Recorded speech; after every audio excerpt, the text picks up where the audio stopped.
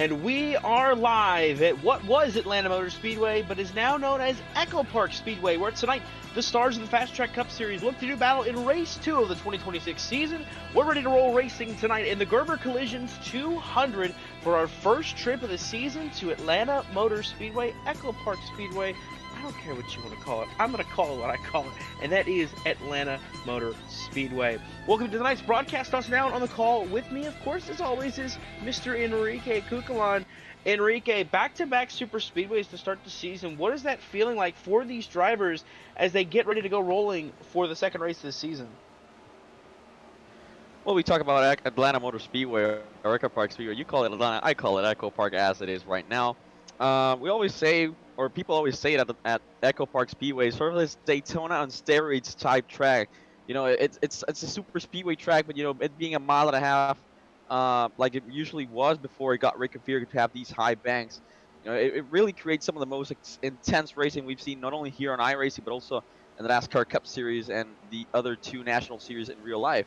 You know, there's a lot of people that are not very fond of the idea of having two super speedway races back to back here to start the season, but of course, you know, Atlanta, it does have that different characteristic of it being a little bit more handling based. You know, you want to have a car that can handle around the corners, a car that doesn't get tight, a car that doesn't get loose, so you can head to the front, hopefully keep that lead, and be there when it matters the most at the end of lap 130 here for these drivers, and hopefully getting the checker flag and the trophy. Yeah, and we saw last week with the race at Daytona, really kind of kicking things off this season for real. Won, of course, by James Wallace, snagging his first career win here in the Fast Track Cup Series. Really cool to see, and looking to see if he can go back-to-back here to start this season off on the right foot. That number 67 machine is looking to see what he can do here tonight. We'll see what he can do. Right now, he's only 36 fastest, has not really set a full lap time, but that's okay. Hasn't to worry about it too much. Kaltenbach, Conklin, Nieder, Matthews, and Bundy are your top 5 fastest. But, of course, practice really does not mean a lot when it comes to super speedway racing. It's really just kind of a crapshoot in the grand scheme of things. You don't have to rely on your qualifying or practice speed. It's all about how you handle the race, how you handle racing in the pack, how you handle racing against everybody in the field. And that's what we saw last week. Just unmitigated problems caused by the drivers just not able to really handle it. And a couple cautions took some drivers out of it, but in the end, Wallace was able to take home the checkered flag. So we got about a minute 50 left here in practice. We'll take a look at your point standings as they stand right now. Heading into this race here. So you see James Wallace has the points lead with the win last week. Ty Ippolito takes second in points. Ryan Hedrick, a runner-up last week. He'll come third in points entering tonight's race. See if he can pick up some more points. But, of course, it's early season swing. Standings really kind of stay shaken up and jumbled up for now until we really get some races under our feet. Tonight we'll have another Super Speedway, another kind of more chaotic race for these drivers to navigate before we get going into the season. And speaking of this season, the schedule lined up for next week. Of course, we head to the Circuit of the Americas. Phoenix 2 weeks from there on March 9th. You got Las Vegas March 16th, Darlington Raceway March 23rd, and then Martinsville on March 30th to lead to that break. And that's the rest of our schedule. They're lined up as it sits right now, coming up here for the Fast Track Cup Series here on BRN. We've got more racing as well, of course. We got Tuesday night racing, Slide Job Racing League, their season rolling into high effect. I want to say this next race coming up is Kansas Speedway, but I'm very wrong about that stuff at times, and indeed I am right, actually, for once in my life. Congratulations, pat on the back for myself.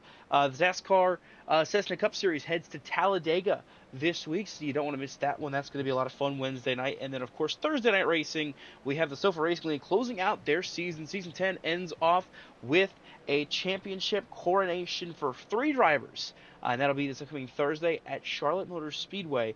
All these races all come on at 9 p.m. Eastern here on BRN, so you don't want to miss it. We got a nice slate of races coming up for you, but we have a nice race coming up for you here shortly. Practice is over. It's time to head into qualifying. Kaltenbach looks to see if he can take that practice speed and apply it to single car speed and go for the pole We'll see what he can do here as we get ready to go into qualifying for the Gerber Collision 200.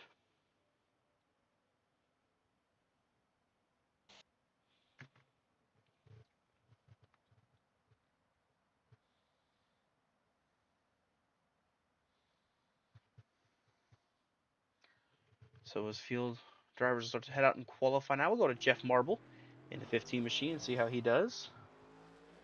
Another Super Speedway savant in this league, his son Tyler. Tyler has won 2 races at this track, the only driver to win multiple races at the newly reconfigured Atlanta Motor Speedway.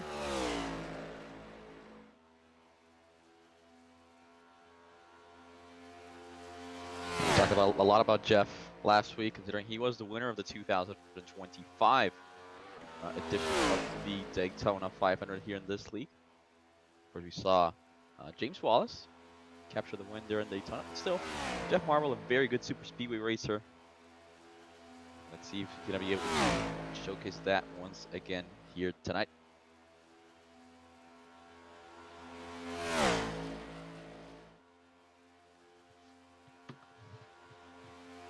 Of course, again, mentioned qualifying is a whole other beast from the actual race. There's so much that goes in to the actual race that qualifying really is kind of just a case of, you know, you get where you get. That's all you can really do. There's not much you can do extra to try to improve your lap time. You put down what you can put down, and that's the best you can get out of it. But of course, we talk about Jeff Marble. We talk about him being a super speedway savant. He has yet to find victory lane in Atlanta.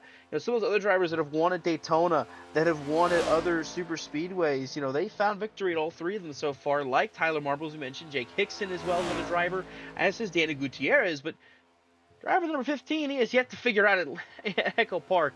We'll see if tonight could be the night where he figures it out and finds victory lane for the first time. He's certainly your pole sitter in the number 15 machine over Bill Benedict, Andrew Russo.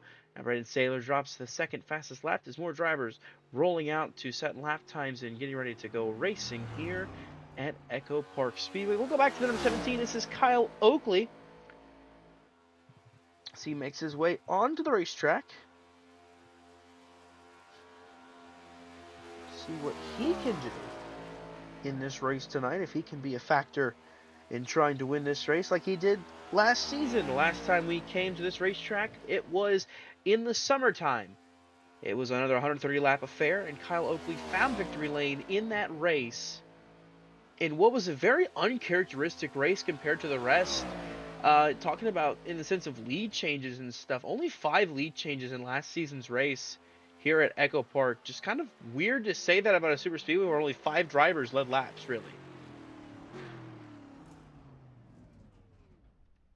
And of course, you know, with this next-gen car here on iRacing, in real life, we typically see the top of the racetrack be the dominant line, but here on iRacing, it's a whole different piece. It's by itself. You know, we always talk about the bottom being the dominant line here.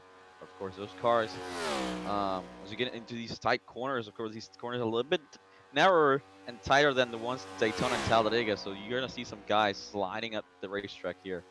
Once we go back green, here green, green here. I can't talk tonight. Green here at Echo Park Speedway, and once we get into a little bit of a longer run.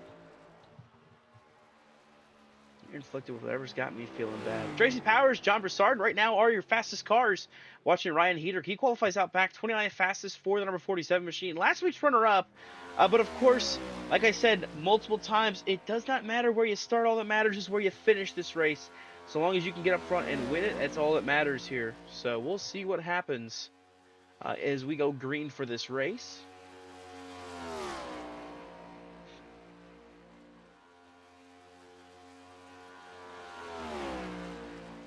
So we watch what is currently the last car out qualifying. Marcus Emerson set his lap time here at 31.212. Will propel him up to, I want to say, 33rd fastest in the field of 37 cars that have currently registered for this race. So as we have the seconds winding down here in qualifying, we'll take a moment to step away and get a word from one of our sponsors.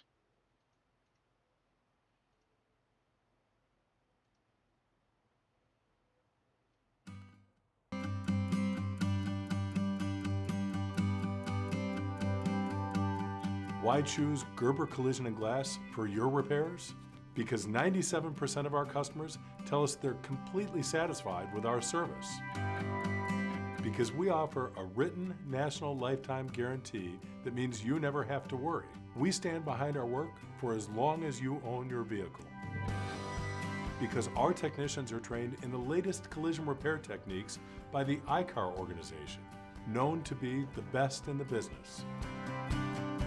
Because we're recognized by all major insurance companies. Because with over 200 locations and growing, you're likely to find one that's close to you. Gerber is the largest operator of collision and glass repair centers in North America. Wowing our customers is how we got here. Welcome to Gerber Collision and Glass. We're in your neighborhood and we're here to help.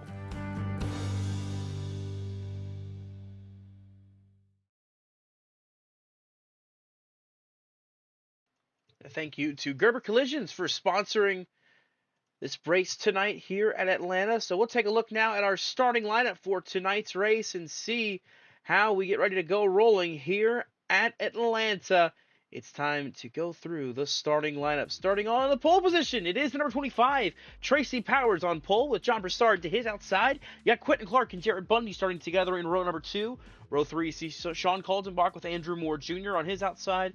Jeff Marble still searching for that first win here at Atlanta. He starts in 7th with Jeff Shutt to his outside, a double Jeff row. Kyle Oakley, defending race winner, starts in 9th with Brian Conklin, rounding out your top 10. Danny Gutierrez and Jacob Musso make up row number 6. Row number 7, it's Brett Spott and Andrew Needard. Row 8, it's Roger Rios Matias and Brandon Saylor. Bill Benedict and Kenneth Bartholomew make up row number 9. Running out your top 20, it's Tyler Marble and Alan Pajari. 21st belongs to Joshua Biddle with Cody Matthews on his outside. It's Christian Lotion with Albert Williams together in row number 12. Row 13 is Ty Ippolito and Michael Mueller. TJ Bartle and Thomas O'Hara together in row number 14. And rounding out your top 30, it is our runner-up last week, Ryan Hedrick with Joshua Johnson on his outside. Jake Hickson and Ryan Hayes make up row number 16. Row 17, Marcus Emerson and Andrew Russo. Glenn Grigsby on our winner at Daytona. James Wallace make up row number 18. And rounding up your field of 37 drivers, it's the 87 of Brian Dubel. Quick race analysis, 130 laps for 197 miles tonight. We mentioned Kyle Oakley, the defending race winner, starting from 9th place. And it's going to be a fuel mileage of about 60 to 68 laps, which should get us to the halfway point at lap 65 within the draft of the fuel mileage and everything like that. Clear skies, 76 degrees is the track temperature. And I mentioned a stage coming at lap 65. There is a stage at the halfway point of every race, but the race is not stopped. We don't have an actual stage break. Points are just awarded at the time of the lap, I should say, is the better way to phrase it. So, as the field makes their way through turns 3 and 4, the pace car is going to dive off. They're going to head towards the start-finish line where the flagman holds that green flag, getting ready to wave, getting ready to race here in the Peach State of Georgia. Flag is waving, green flag is out, racing in Atlanta.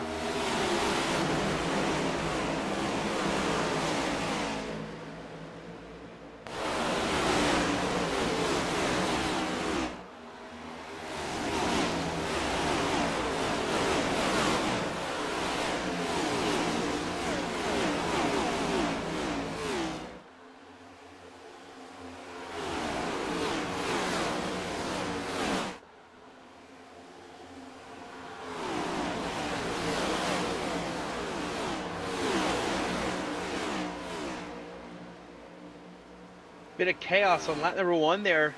Cars in the back of the field trying to get down to the apron, I believe, making contact. That would be Jake Hickson and Ryan Hedrick. We'll see quickly, if we can, what happened in the back of this field. They were coming to the green flag. Somehow, some way, they kept it from wrecking. See if we can get an angle of this one here. Just coming into turn number 1. It looks like there was a little bit of a checkup in front of them.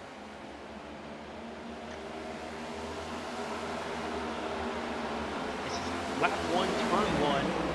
But you can see the interline really stacked up. Hickson gets in the back of Hedrick, and both of them sliding and saving it on the apron.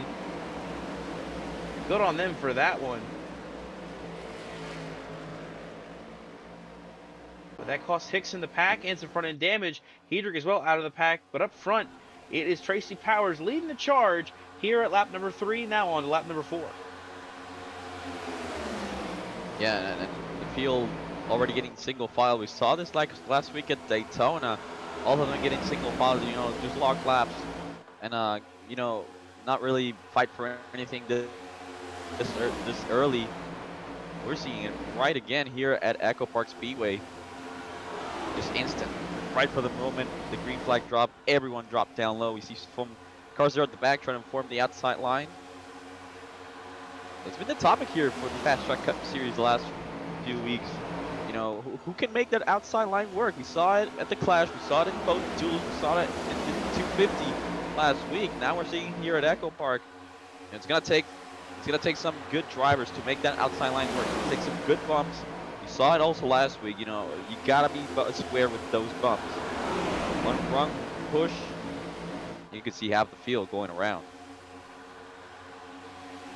I mean, we even saw it just at the start of this race in that stack up, You get the field lined up as long as they get on the bottom lane, nose to tail. If you have the field all the way deep here at Atlanta as well, a much smaller track than we saw last week at Daytona. Daytona was a 2.5-mile super speedway. Atlanta's only 1.5 miles, so we have an extra, we lose a mile. So when we get nose to tail, it's still tighter racing. And it is a much more strenuous process, I guess, for these drivers, is the best thing to say, because you can't really get spaced out too much and have a lot of time to get things set up for the corners and everything, because you're right on somebody, and the track is going so fast, and you are just flying around, so you're really not able to make moves very quickly. You're not able to, settle in, I would say, in the sense that you would at Daytona or Talladega. But we're seeing some battling here for position. It is Alan Pajari, I should say, hard in the outside lane right now, trying to move forward with this field. He's got Jeff Marble behind him, the 7, Christian Lotion as well in the background. And I believe that is the 39 car. That is Ryan Haynes working the top side with them as well. Another car joining them in that truce scheme. I want to say that's Albert Williams in the 81. Indeed it is. So they'll all jump to the outside lane. They're trying to see if they can push forward and try to go to the race lead.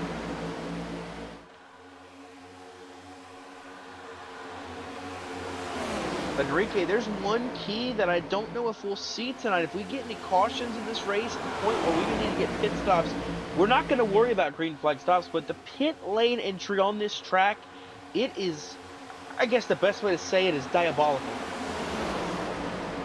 Yeah, of course. There's not really a braking marker that you could go off to on the backstretch. It's just lights down there. And one little difference from real life compared to iRacing is that little section between turn 3 and all the way back to the entrance of pit lane. It doesn't have a speed limit, so you can enter as fast as you can.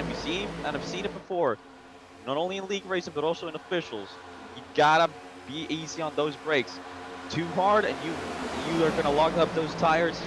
Too easy, you're gonna go right back up the banking. Yeah, it's going to be interesting to see if we can get to green flag stops in this race. If we hit that point where these drivers have to pull off the pit road, see right there entering turn 3, that inside line, that is pit entry line. That is where you commit to pit entry. So you have to peel down all the way on the backstretch before getting down to pit road and making your way around. So, and if we get green flag stops and a caution comes out during them or anything like that, people that make their green flag stops early can very well be screwed as the race goes on. But this outside lane, it's working. Pajari's now up to 4th place on the outside with Jeff Marble, Christian Lotion pushing. They're making headway.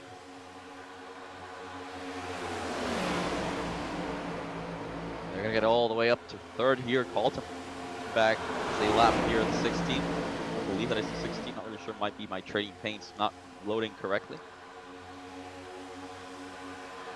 Yeah, that is the 16 of Jake Hickson going a lap down.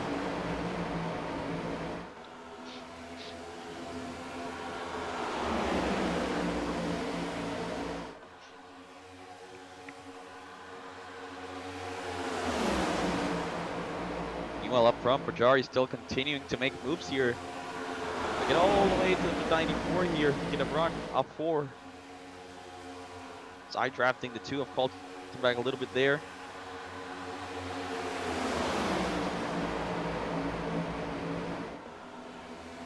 They're trying their best to arrive on board. There we go. Poor Jeff Marble up in this 15, working his outside lane. behind Al-Mazari, trying to push forward. This outside lane is starting to work. They're making efforts. They're making moves. They're moving forward. Oh man, they're stacking up though. Yeah, one big difference between Daytona and Talladega compared to here in Atlanta is, you know, we don't really see anybody connected on the top. One key part of pushing the outside of Daytona is everybody would have to be connected. Everybody had to be bumper to bumper. We saw 3-4 cars maybe make it work, but you needed like 5 or more to make the outside line work. Now we see a little bit of separation between the cars, but the 34 is still making it.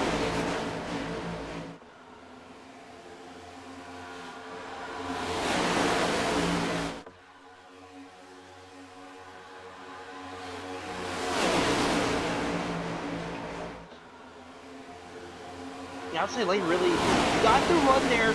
They kind of lower up a little bit. Nice. See, look, the top 3 cars jumping to the outside lane. That's Powers, Clark, and Kaltenbach jumping to the top side. Inside lane right there. That's the 47 of Hedrick going a lap down now. Last week's runner-up. This week now he's currently the free pass with another lap car. Jake Hickson further back in this pack here to see if he can kind of get into the draft, because if he can get right there, which it looks like he will, he's in a good spot to get that free pass. You see that move by Kaltenbach, by Clark, and by Powers, it helped kind of kill the outside lane, if you will. And of course, drivers just trying to go 3 wide to get by the 47 of Hedrick, and Hedrick did a very smart move there. He stayed on the inside because he knew the lead cars, once they passed him, they would drop back down low. So now he's in the main pack. Kind of like what we saw Jeff Martle do last week. So then he is now leading the top line. Great move by Hedrick to stay in that free pass position compared to the 16 of Hickson. Yeah, the 16 found his way back in on the outside lane, but he is way further back on this outside lane. Hedrick gets the inside lane. He would need this line to start moving and rolling quick if he wanted a chance to try and get that free pass away from the 47 of Hedrick. But it's going to take a little bit of work. But Jeff Marble is willing to put in the work. He is fighting on this top side, pushing further forward in the 15 to try and make his way to the front.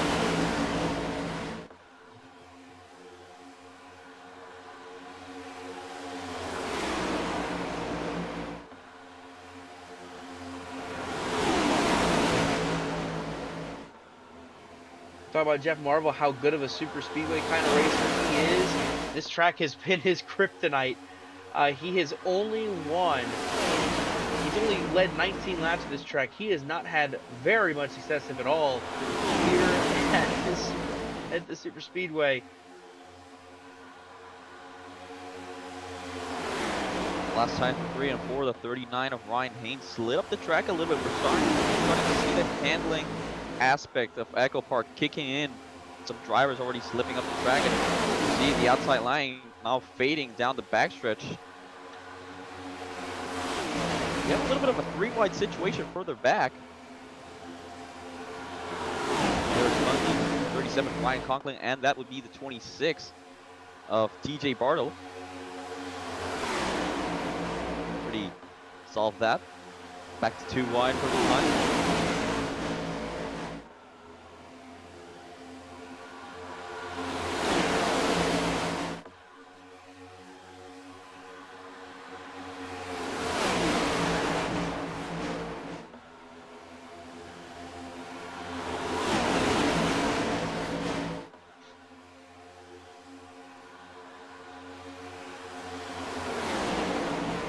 Last week we talked about a switch being flipped. We saw the first half of the race at Daytona be calm, everybody just running around single file, and then the second half turned exciting, drivers making moves. We saw some crashes there also as well. Here at Echo Park, you know, lap 1, it was all single file up until around lap 10, I would say. Then they made the outside line, and you know, nobody has really thought about going back down low, starting to set the train again. Marble now getting all the way to the 94 of Clark as they make the win here. Yeah, it seems like the outside lane here is a lot racier than it was at Daytona. You're able to make it work a little bit better. This track is very narrow. I don't know if that can play enough of a factor in it, but I mean, just the fact that he is still able to kind of routinely get up here and compete with the leaders in this top side with the pack, you know, going double file. I think they've realized, hey, this top side ain't too bad. No, you see, they move up there. John Kaltenbach jumps to the top side. He wants to now try to push forward to the race lead.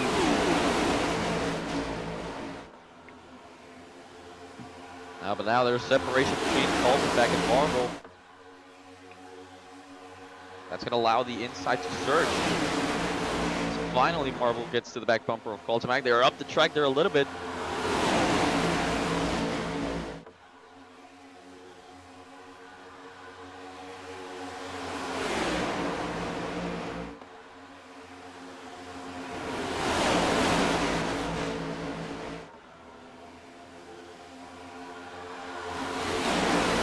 So good, running lap 25 here at Echo Park Speedway.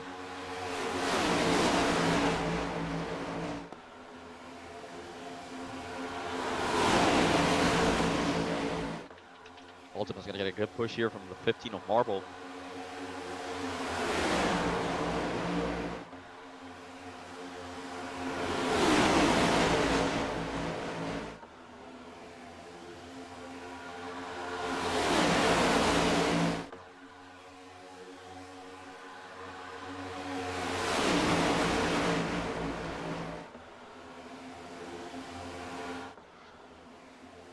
See this outside lane, just kind of see the run they get off the corner. Kaltenbach's able to kind of get that little bit of a run here, but Marble lapping up against him is going to be a hindrance, I would say, in trying to get him pushed forward past that 94 of Quentin Clark.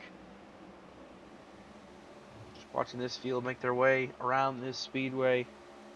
It's a 1.5 mile track, but it races like a 2.5 mile track. It's fun, and I think especially, like, you know, it is in real life, especially when the handling starts to go away at this track, when it starts to become a problem for these drivers to handle and keep their car in line, that's when it really gets fun.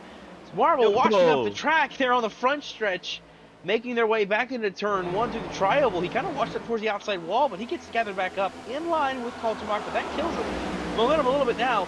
Fourth, making almost fifth place, clearing on the inside lane there. That's, I believe, the 3 of John Broussard, who almost cleared the 2 car. But now you got Andrew Moore, who's ahead of that outside line. Does he decide to try to pull up and make it work, or does he stay in line on the inside?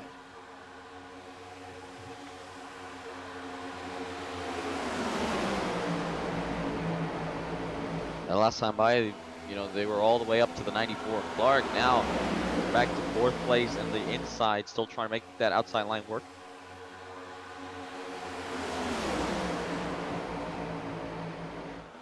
And I think we're starting to hit that point where they're really not pushing forward. They're kind of just staying put. And I think it's kind of evened out where they're at. They're going to run where they're running, and they're not really making headway. They're just kind of stuck in the moment where they're at. Kaltenbach jumped out the outside lane. He's really not progressed forward. He's just right there.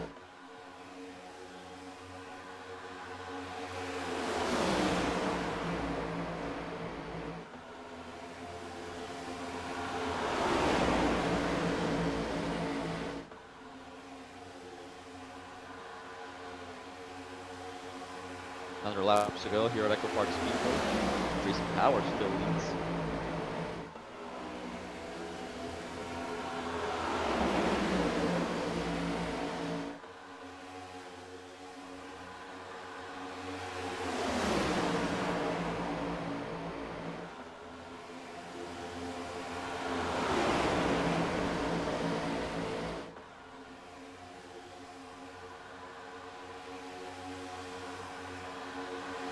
Back at Marvel, still looking to make it work.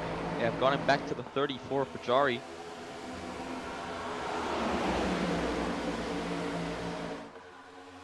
Going to need a good 3 and 4 here. They want to get up the way up to the 94 mark.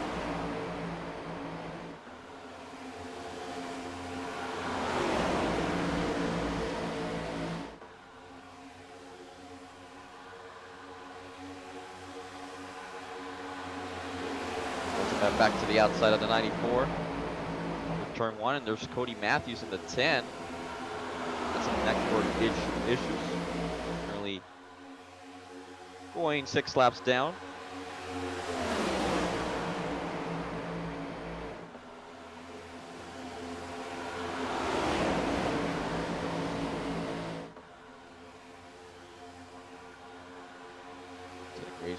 wide action there for the back.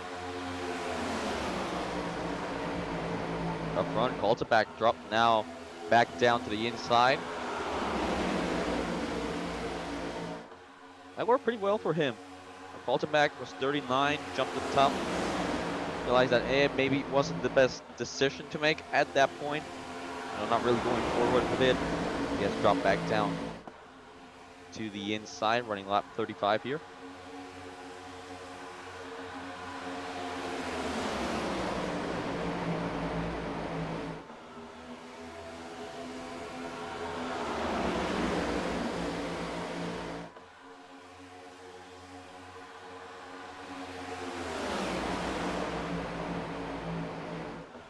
Kaltenbach going down low, that really hurt the top side. Now, the 15 of Jeff Marble and the 7 of Christian Lotion, they're back there around the 6 car line. They're just trying to get it back rolling like they did a few laps ago with Kaltenbach.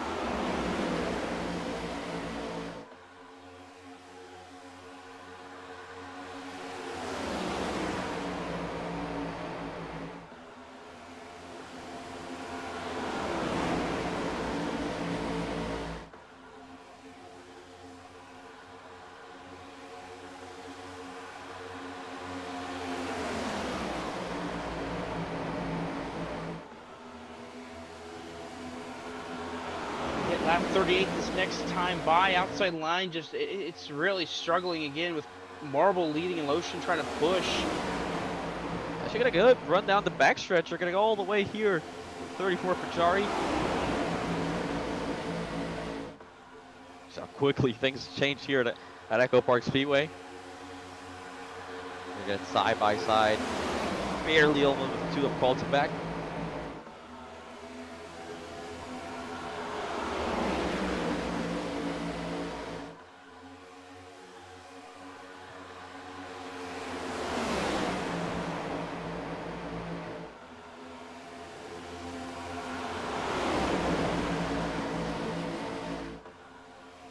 We approach here the later portions of this run. Track temp currently 82 degrees.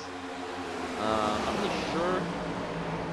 I believe this is pulling the weather from NIS, the NASCAR Racing Series official series here from iRacing.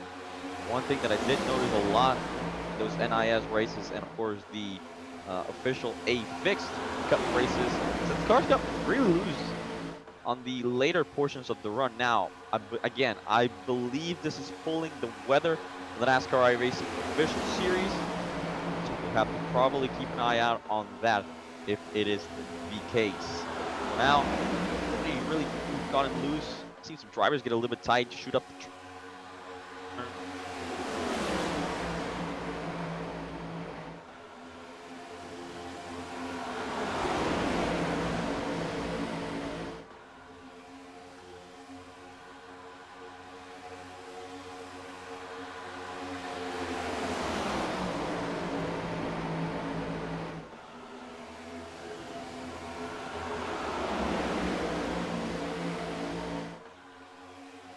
So Tracy Powers has led every lap pretty much thus far. He's hauled off ahead of the field.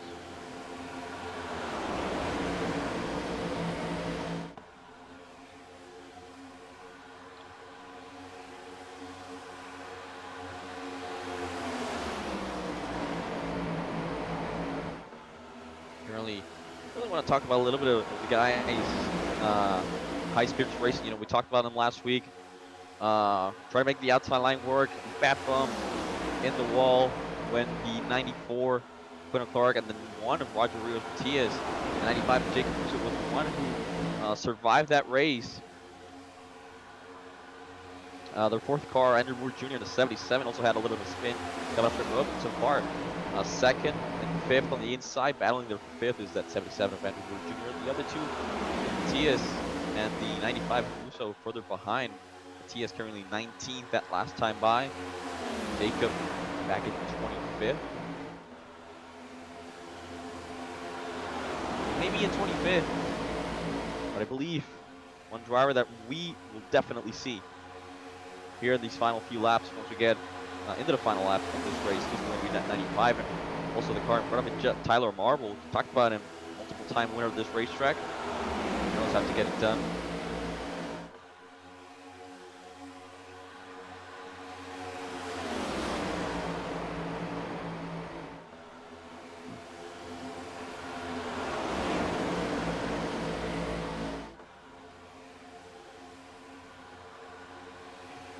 Outside line starting to get a little more momentum, a little more headway towards that front of the pack. Marble side by side with Kaltenbach for third. Can he be the one to get towards Clark? And then Powers for this top spot. And a big gap between the 7 and the 39 behind us. There's someone in the wall. That is the 35 of Brett Spot, currently 3 wide with him. Oh my goodness, that was almost a wreck between him and the 3. Jared Bundy still 3 wide with the lap car of Ryan Hedrick. Bundy will not fully clear, now clear. They'll pull back up the top side and they'll slot back in line ahead. But man, Tracy Powers, he's been leading the way since the drop of the green flag. Those teeth in that number 25 machine are going to be mighty clean with the amount of air pushing through him. Won't have anything stuck in his gums for this one so far, as he's led the way the entirety of this race at lap 47. We've got about maybe, I want to say it's about 14 laps to go till the halfway point of this race, or no, a little more than that. Math is hard.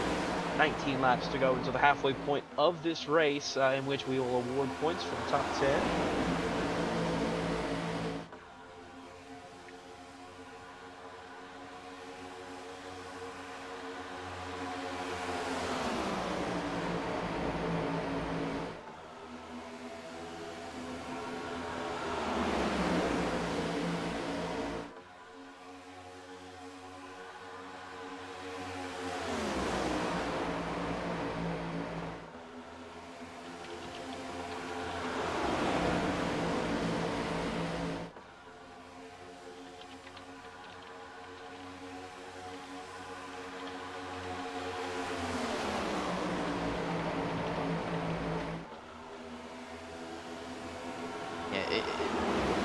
For the outside line, you know, I've seen in the last few laps, they sort of get up to the 94 of Clark, but once they get up there, they just fall back, and sort of a back and forth, you know, when they get the runs, when they fall back. Right now, I don't see the outside lane being the way to go.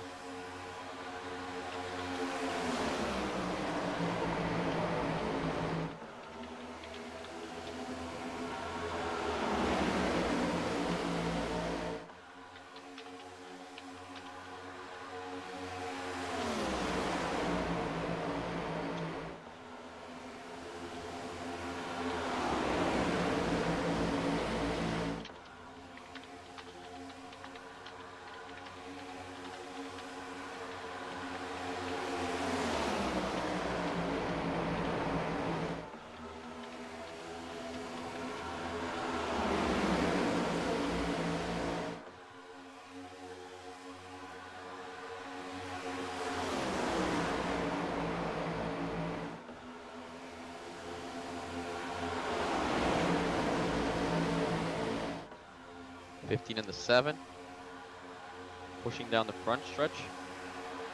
39 of Payne's third car in line on the top side. Finally gonna get to them.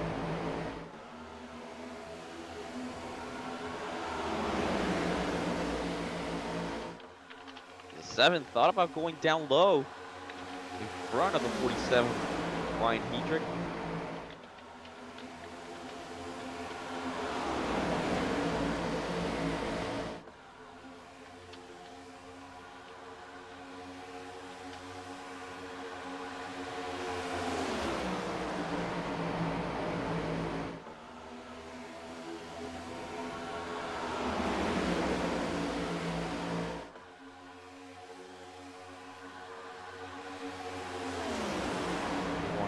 Very organized here. Just running side by side, majority of the field.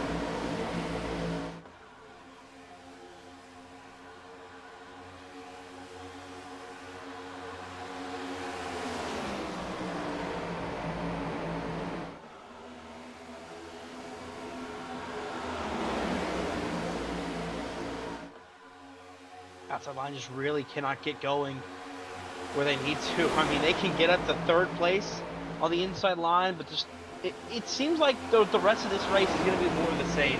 We're really just kind of stuck in traffic. You can't make moves. You can't get forward. You can't really do much. You're kind of just left to run the laps, log the laps that you can log. You know, we got pit stops going to be coming up in the next 15 or so laps, so we at least have that to look forward to if we don't get a caution. Marble got a little loose there, though, on the exit of turn 2. He gets to the inside line quickly. He makes the escape plan to the bottom lane, and that leaves Lotion in the 7 car, leading the outside, leading the top side, but that outside line has quickly started to dissipate. They're not really pulling up where they want to be. They're not able to keep rolling. And that 7 car, he can just see this field start to just drift by on the inside lane. He'll quickly dive to the bottom lane ahead of Albert Williams. Now Ryan Haynes is your outside lane leader. Back in 11th, and quickly everybody decided, you know what? It's time to get down and get to the bottom lane. And of course, we talked about it with pit stops coming up here soon. And everybody just running at the same speed side by side. You know, you have to find a spot to go down low. Saw Marvel getting loose off of turn 2. First instance I've seen of that here today.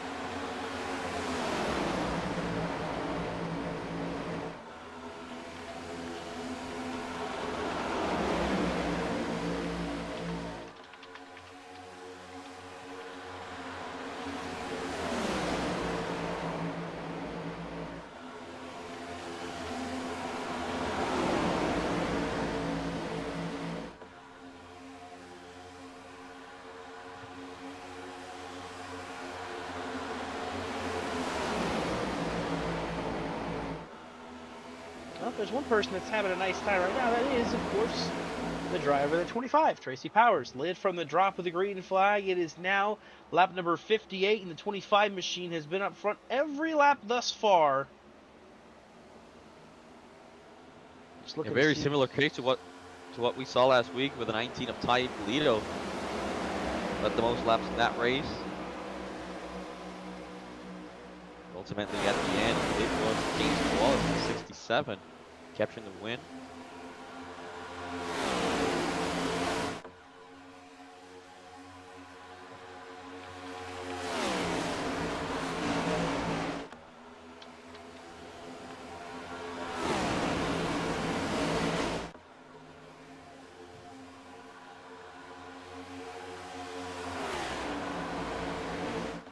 Behind Albert Williams, joined the top side, now lead the way.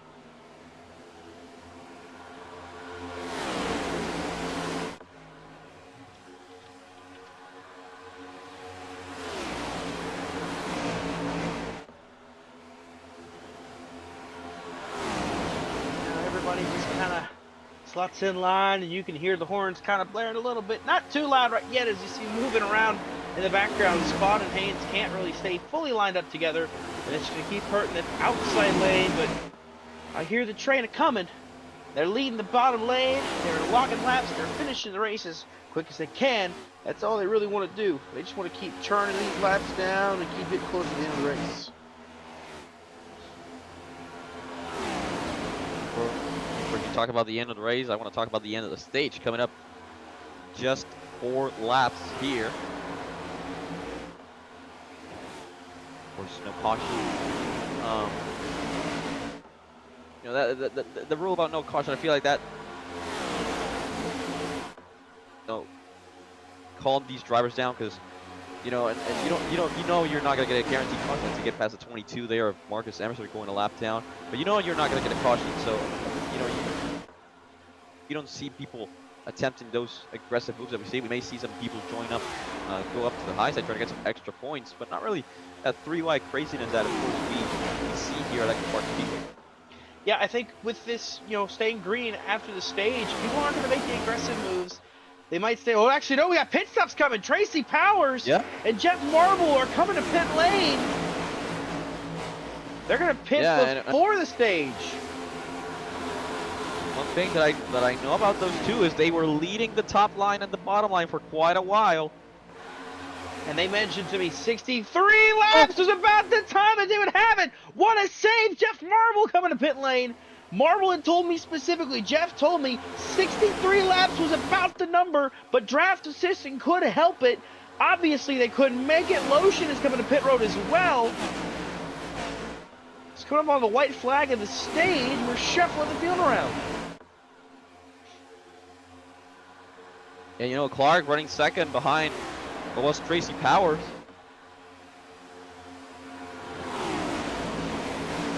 Now he's made his way here.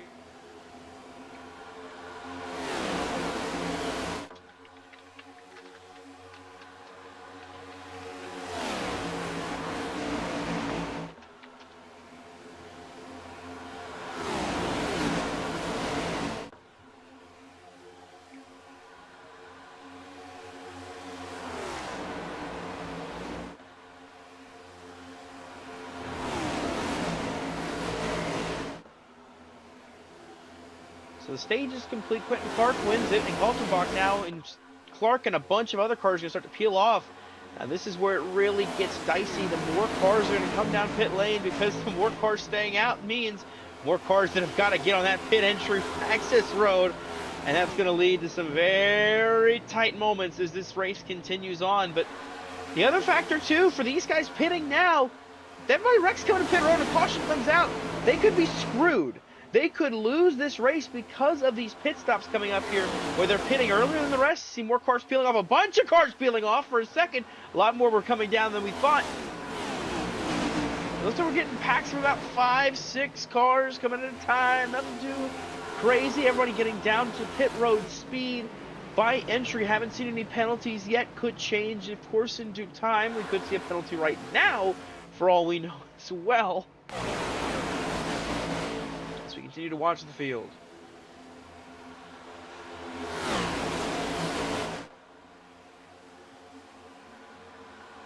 More cars pulling off, heading for pit lane.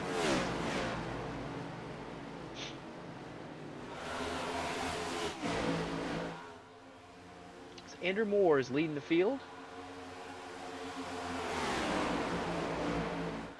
Leading lap number 68 that time. Top 13 cars have yet to come down pit road. We'll see when they decide to come. Oh, the 47 might be out of fuel there, so he's going to be coming down for sure. As is the rest of the field. Oh my goodness, aggressive move, the 24 car. Brandon Saylor just about sailed into the back of the 47. A big group of cars coming this time. Somehow, some way, nobody gets taken out there, but that was close for the 24. Just about got into the back of that 47.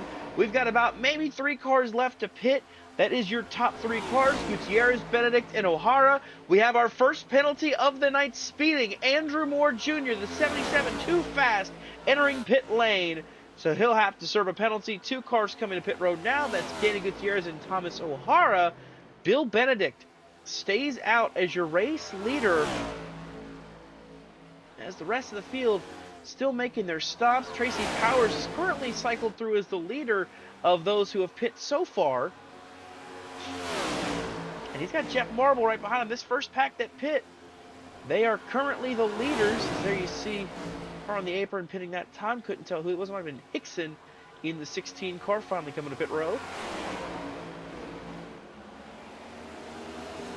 See more cars. You saw the 57 of Joshua Johnson.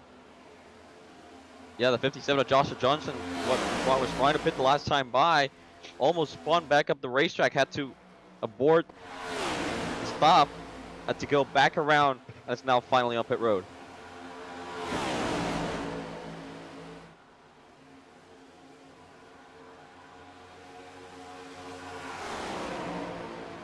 So pit stop's complete. The pack has been separated for the most part. But the top 7 cars all lined up nose. The top 6 cars that will be are all lined up nose to tail as Gutierrez getting passed by the leaders. And the next one that will be passed will be Bill Benedict. He'll be passed by Powers, Marble, Clark, Kaltenbach, and Pajari. That are currently going to be your top 5 cars in the field when they cycle back through as the race leaders. There's Benedict leaving pit road, and you'll see just how quickly they're going to blow right by him on the inside line.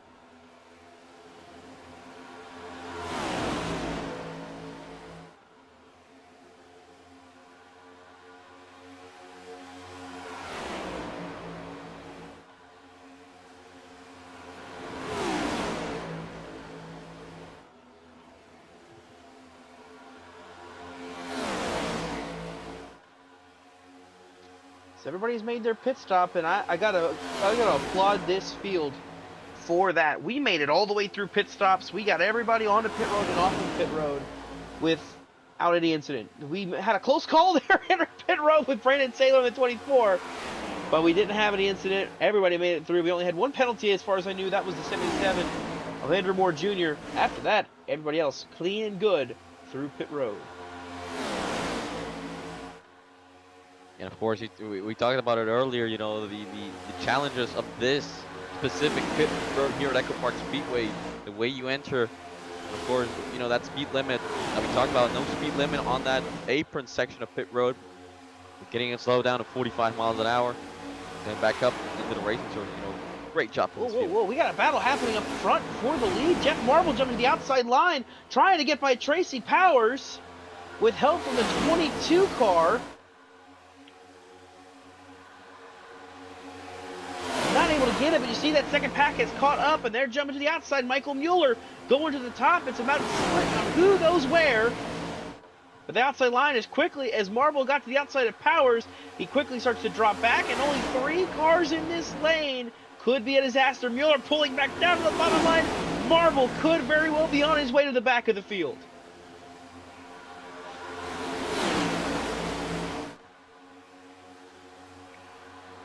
The 22 of Emerson pulls into line on the inside line. Marble by himself up top. He's got an opening back here ahead of the 37. He'll likely have to take that to get slided back in line, in which he does. So he'll get right back in the pack.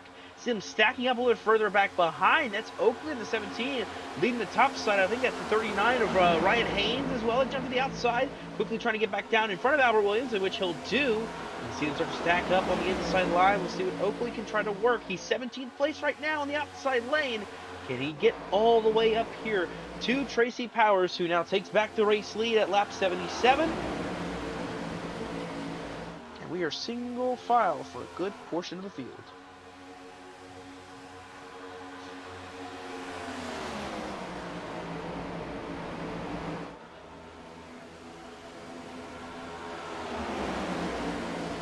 Still a long way to go here at Echo Park, but you know, now that the stage is complete, everybody has enough fuel to hopefully make it to the end. Yeah, I do believe they have enough fuel to make it to the end of this race. Someone probably gonna be short.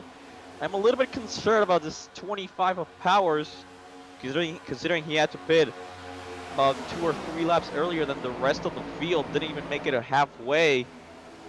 So we're going to have to keep an eye on the fuel situation regarding the 25 car, who is leading the line, burning a little bit more fuel than the others.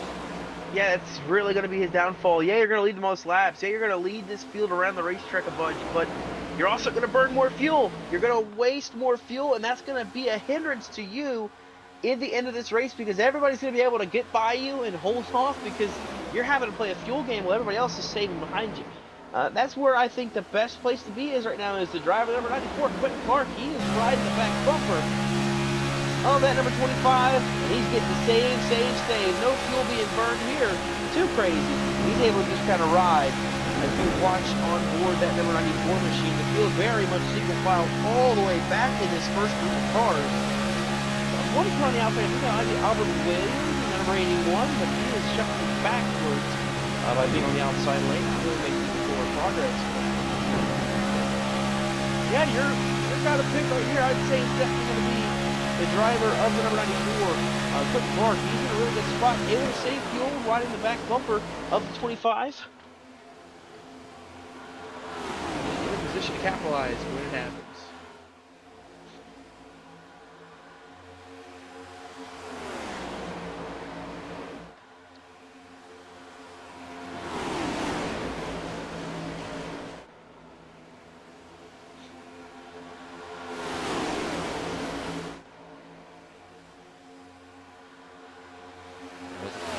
Laps here.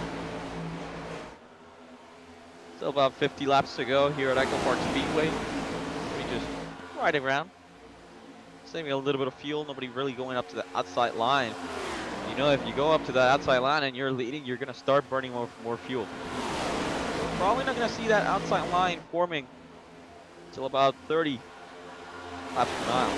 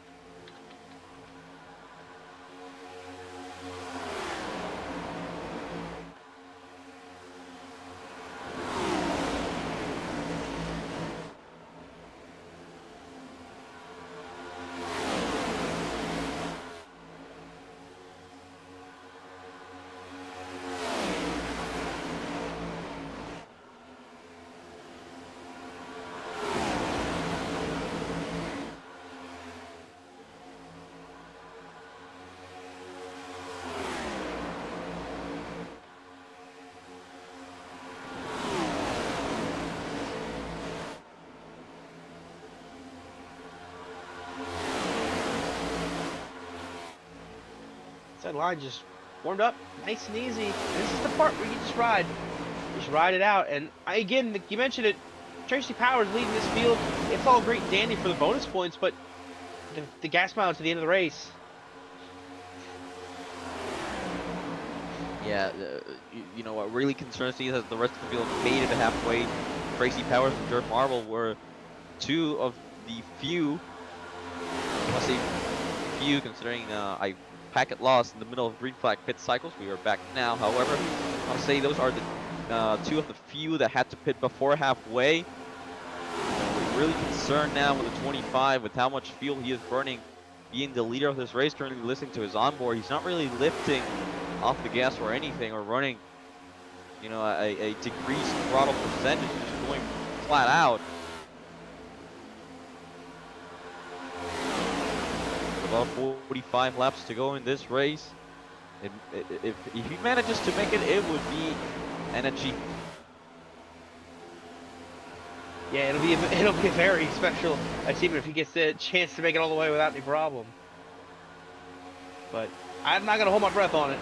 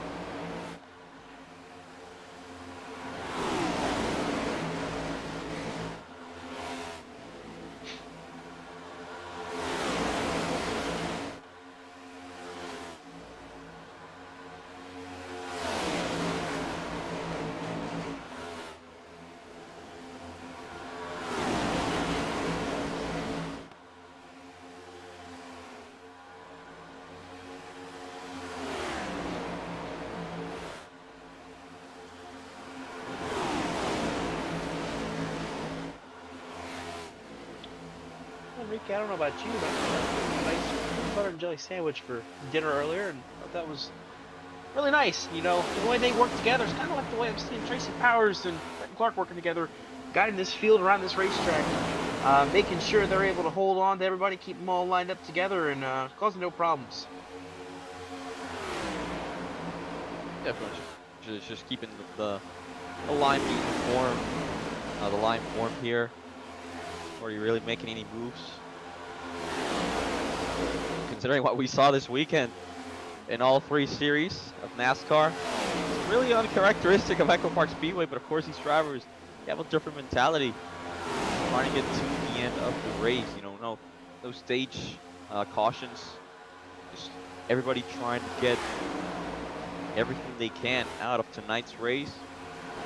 You know, I don't really blame them because, you know, these first two races of the season, we talked about them being super speedways. You know, anything can happen, and I feel like everybody just been trying to maximize the amount of points they get each week. And I know it's a little bit early to start talking about points, but you know, every point in the season matters. Yeah, it's just all you gotta do is just, you know, get as many points as you can get, especially in a race like this. I mean, there's so much that can happen at this racetrack. You know, these first two races are really a wash, I would say, in the grand scheme of things. And not in the sense to say that people who win these races are, you know, going to flame out or anything. More so in the sense that this race does not have a very high level of impact on this season as a whole for like the points at the beginning of the season. You know, after this race today, you know, it'll be a big amalgamation. It's kind of like it is in real life in the Cup Series. You know, right now, the point standings, the last car in on points for the chase is Shane Van Gisbergen, and the first car out in points is tied with him, and that's Ty Dillon. You've got Denny Hamlin, who's like 20th in points. Christopher Bell is about 20-something in points. Like, a lot of big names are further down in the pecking order, but it's only two races, and they're both super speedways where anything can happen. Anybody can have a good run, anybody can have a bad run. It's really not a lot to stress. The drivers are not going to stress about the points of these races. Obviously, getting more points is great, but they're not really thinking, oh my God, where am I going to be in point standings after this? They're just thinking, can I get to victory lane to start this race? That's all they're worried about, and that's all they're working on doing. of course, in order to get a victory lane, you gotta be there at the end. And I feel like everybody here in the Fast Track Cup Series saw it last week. Now this week, everybody just keep it calm. Trying to figure out what moves they're gonna make as the laps continue to wind down here. Being past the 57, Joshua Johnson, and the 26. That would be TJ Bartle.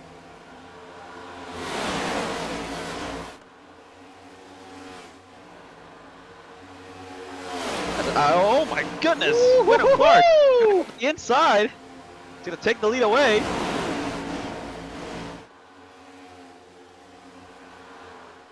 Not quite sure what happened, but Powers gets shuffled back now, leading the outside line. He'll have to try to dive in behind some lap traffic to get back in line. But him and Pajari, they're shuffled to the outside lane, and oh my God, the one of Rodriguez Matthias almost went 3 wide with Mueller. Just like that, Clark's now your race leader, coming up on about 33 laps to go. Yeah, and for Powers, this is detrimental for him. He just has no help on the top side of the racer. He's going to go all the way to the back of this line. Disaster for Tracy Powers here.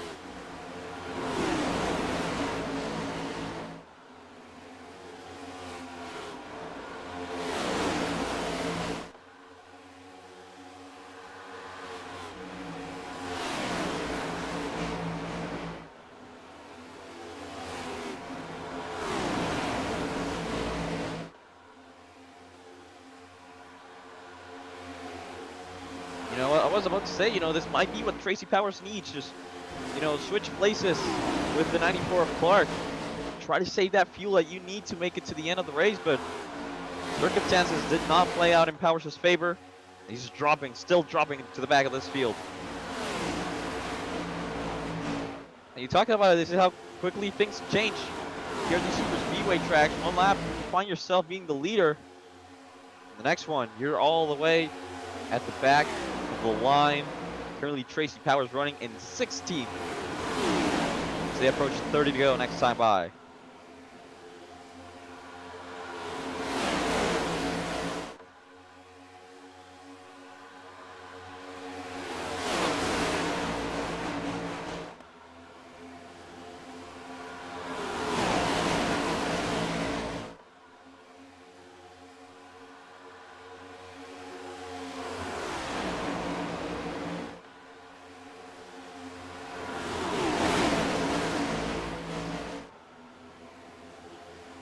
So now we see some more shuffling about. Everybody trying to find their way through this lap traffic. Kaltenbach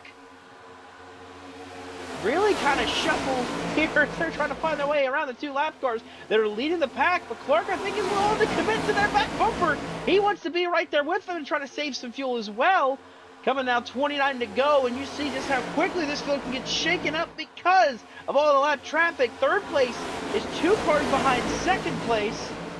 It's going to be wacky, wavy, and turbulent. And they try to navigate this field.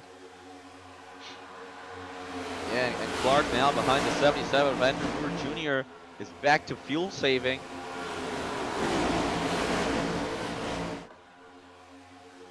Less than 30 to go. Time is running out for these drivers.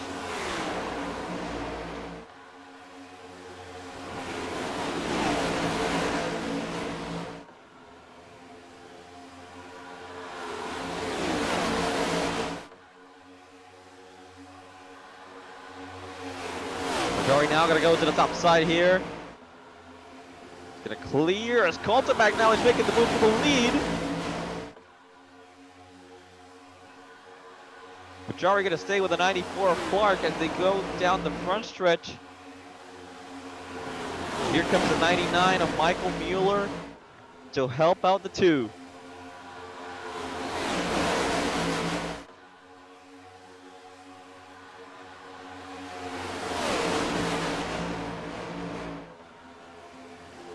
If Kaltenbach can get up there, and I want to point something out here. We were talking all race at the very beginning about how that outside line can really get only up to about the 3rd place car on the inside line. Well, the interesting twist of this now is that third place car on the inside line is the race leader. It's not third place, it's the race lead. So if Altamont can get the runs to get up there, we can be side by side for the lead with 2 lap cars ahead of the leaders dictating this race.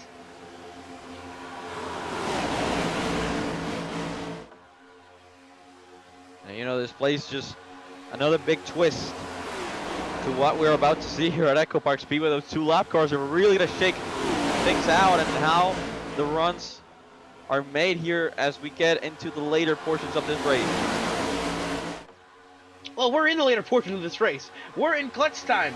This is where it starts to get intense and people start to pick up business because you gotta go now. I mean, we're out of time. The moves haven't really been working the way they wanted them to, but this is the time to move. You have to make the runs. You have to make the moves. You cannot sit and wait, because if you start to wait, it's not gonna come to you.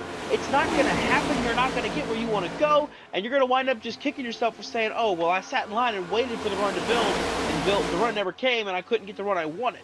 You gotta go. You have to go. Especially with how the cars are moving in this pack, you have to go. And if there's somebody I have my eye on that might try to go, it is the 95 Jacob Russo, who's back here in the back. I think on the outside line. No, he's on the inside line this time. So I'd say he's definitely. Whoa! 3 wide. Here we go. 3 wide up the middle for his second, getting back to the outside lane. Just ahead of Jeff Marble. That, I believe, was Rodriguez Matthias, who got 3 wide with Ryan Hedrick, the lap car. Yeah, they almost made contact down the front stretch, but going back to what you said, you know, we saw it earlier in the race between the 15 of Tyler Marble, or excuse me, Jeffrey Marble, and the 7 of Christian Lotion. You know, we saw them working the outside line. It took them a lot to get it rolling, and of course, just couldn't get up to the lead. So now, with laps winding down here at Echo Park Speedway, they have to go. You know, you mentioned it. They have to go. They have to build the line and the runs, you know, to try to get up to the 94 of Clark, who is currently the 3rd car in line. Now side by side for the lead as Kaltenbach is trying to get up to the 94 of Clark. Cannot get there. Really side by side with Jari. Here comes the 99 of Mueller to give that 2 car some help.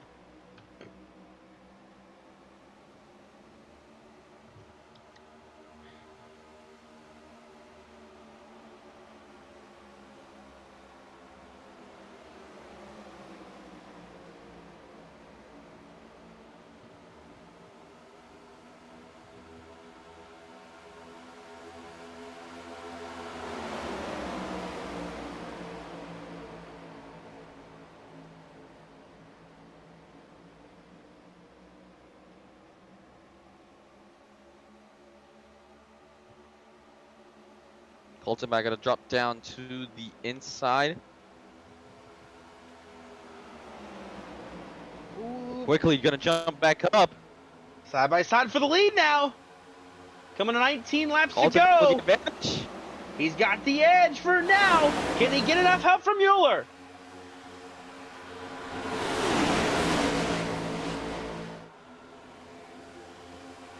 He is fully in front of the 94, but he doesn't have the run that he needs down the backstretch. Here comes Mueller now. Oh, wrecking! Kaltenbach with the lead. They're crashing. Caution's gonna fly. Conklin's around. The field piling into it. I think that's the 17 of Kyle Oakley facing the outside wall. He slides back down the track. We were green for 112 laps. And when it's crunch time, the caution flies. Oakley around. Broussard, it looks like as well there's some damage to Taya Polito's 19 machine. I'll have to go back and see what happened. I saw that happen out of the corner of my eye. And it puts us under caution. It's the first time here tonight. Take a look at the BRN replay. Take it back and show you what happened in the back of this pack entering turn 3. It looked like a spin ahead that then wound up resulting in a pileup afterwards, and it starts with the 08 of Dana Gutierrez getting into the back of the number 37, Brian Conklin. Heavy hits the outside wall. Ippolito, Powers gets turned. That's a big one too. Tracy Powers, the dominant car tonight, involved in this one. Right on board with 25.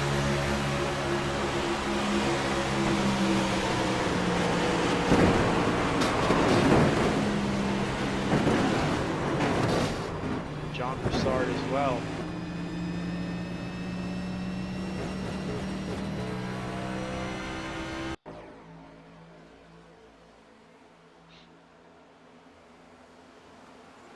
Heavy hit for Conklin in the 37 car.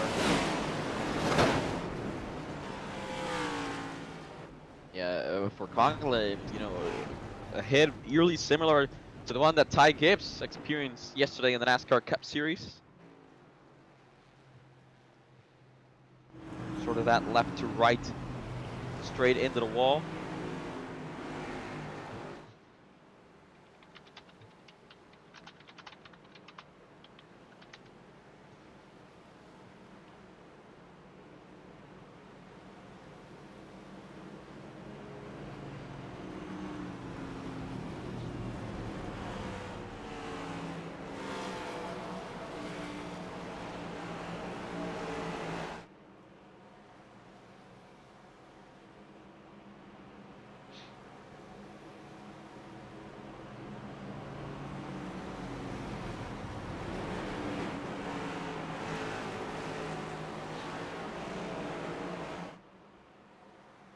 So we had 3 cars stay out on the racetrack.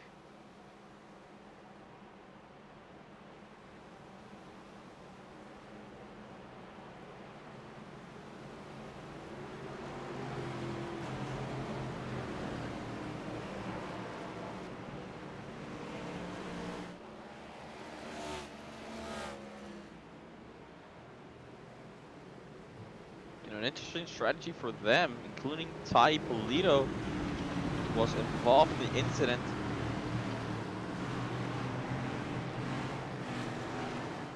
We saw those 3 drivers sort of in the middle to the back portion of the field.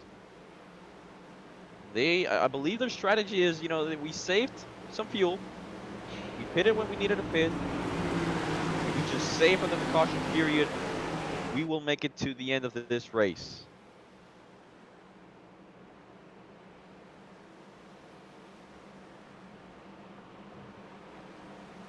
You know, a very, you know, a good strategy if we get some more cautions. Of course, if we start getting into overtime, it's not really going to work out for them. But great move to gain some track position, including for the 19 of Ippolito, who, as I said, was involved in the crash. Yeah, it's a gamble, but it can pay off if the field stacks up, has problems, and we wind up going into more caution laps. We'll see what happens.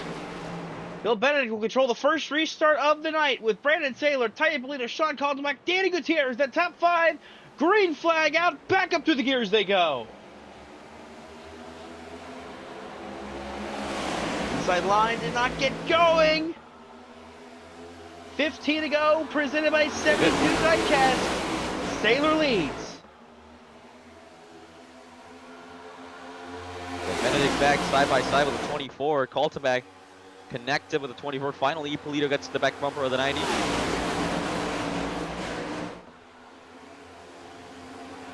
Benedict gonna clear through 4. He's not gonna jump up high.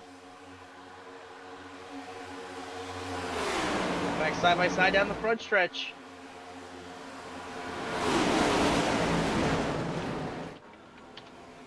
Caution's out. They're crashing. Wrecking out back. I think it's James Wallace, last week's winner. Might be Thomas O'Hara that's around. Indeed it is. And we'll have another late restart here in Atlanta. We'll take a jump back at the BRN replay to see what happens to O'Hara in the 07.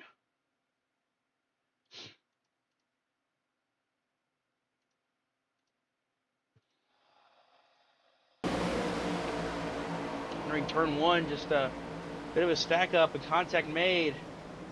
Right to see him go. There's the 6'7" James Wallace involved, last week's winner. 87 Brian Dubel gets a piece of it as well.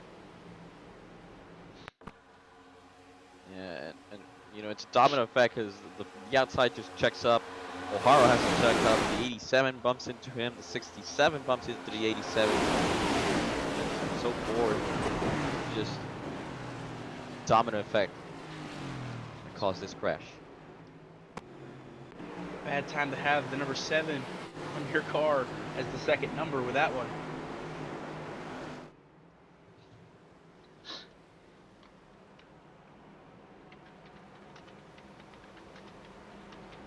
So this caution, we talked about it, it really benefits those top three that stayed out. Sailor, Benedict, and Ty Polito.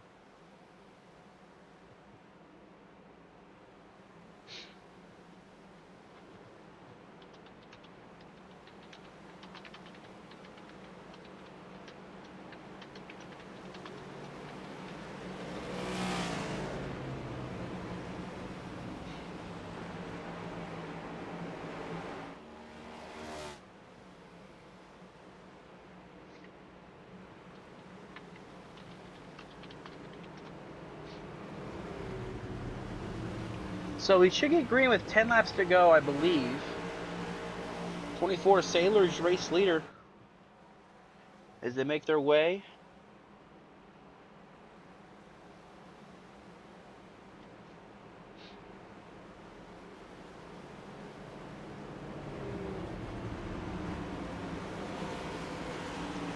Benedict, Sean Kaltenbach, Ty Ippolito, Andrew Niedert are your top 5 as we go here.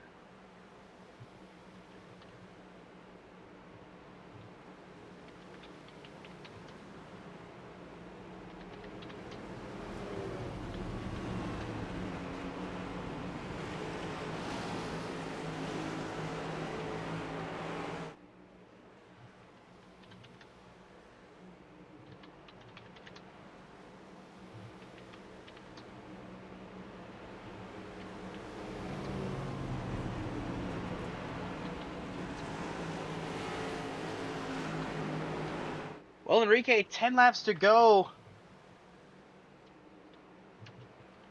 It's going to be a bit more chaotic than it was at the beginning. We're not going to be single file at all, I don't think, at the end of this one. Yeah, of course, you know, with it being only 10 laps to go and for the win, we're going to see the inside, the outside just pushing and shoving all the way. Of course, you got to be careful with those pushes.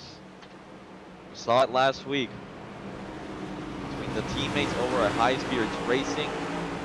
That bump, you could have a half of the field tore up.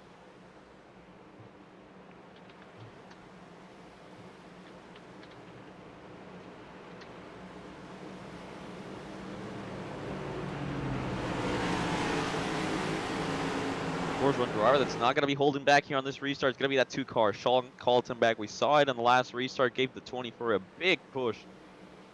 He is the first car on fresher tires, and of course, that fuel definitely going to be making some moves here with only B10 to go.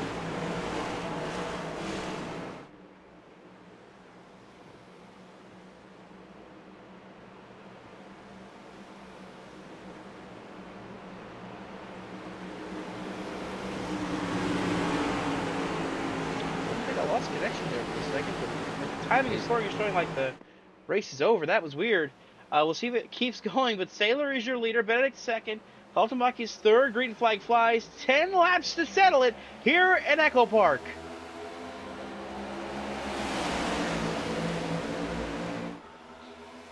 Another good restart for Sailor. Outside just disconnected at the moment. Kaltenbach got a clear for the moment.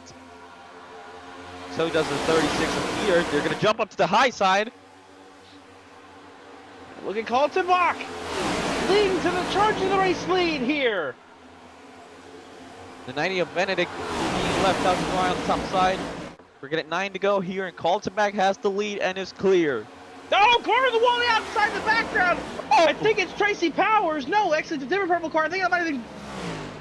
I think it's the 10 of Cody Matthews. Yes, it is hard in the wall. He's off the racetrack, out of harm's way. We stay green with 9 to go. Scoring is broken, so we're going to have to pull that away. As we close the final 9 laps of the race, it's Kaltenbach. Then right there, I believe, that's Andrew Niedert, who's found his way to second now. Sailor in third, Pajari fourth, and how about it? That's number 99, Michael Mueller, who's in 5th, just ahead of Jacob Musso. The Musso missile, gonna try the top side. Can he get to the front? Jari now jumps up to the high side, getting help with the 95. They're going to have to figure out something here with 8 to go. And on the high side, 95, 94 teammates, they are pushing once again. We saw it during Speedways. We're seeing it here at Echo Park. They're going to try to get to the front. But they got not a lot of time left. 7 laps to go to get to the front of this field, and they're starting it from about maybe 8th place is where Musso has scored at the line that time. And the 94 Clark got sent 3 wide by the 48 of Tyler Marble. We talked about him. We talked about these two, the 95 and the 48. They are going to be players here at the end of this race. And with only 6 laps to go this time, Meiser crashing behind. Cars around in the back. Danny Gutierrez. Gutierrez around. Caution out. 6 to go means we're going to likely have an overtime restart here at Atlanta. And it's a good thing the caution goes out, honestly, because it gives me time to fix the scoring and get it to where we can have live timing as the race concludes. Take a look at the BRN replay and show you what happened to the driver of the 08, Danny Gutierrez.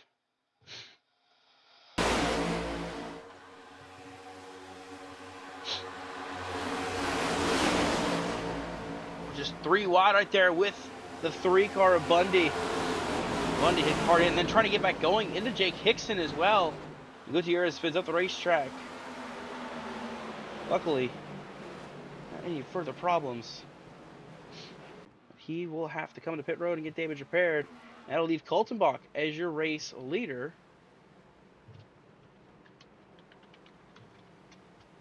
So let's see if I can quickly get scoring fixed. And while we get scoring fixed here as the problems sit for us, let's take another word from another one of our sponsors.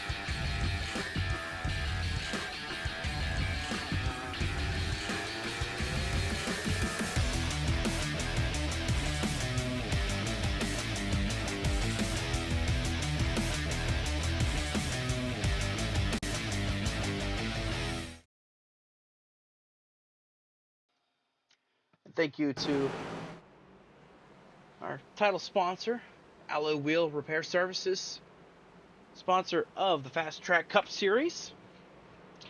As we get ready to go back to it at Atlanta, we're coming up on the end of this one. 3 to go. It's going to be, I believe, an unofficial green-white checkered, which means if we don't get it completed on this one, we'll at least have, actually, it'll be 3 to go when we go racing. So a green-green white checkered, if you will.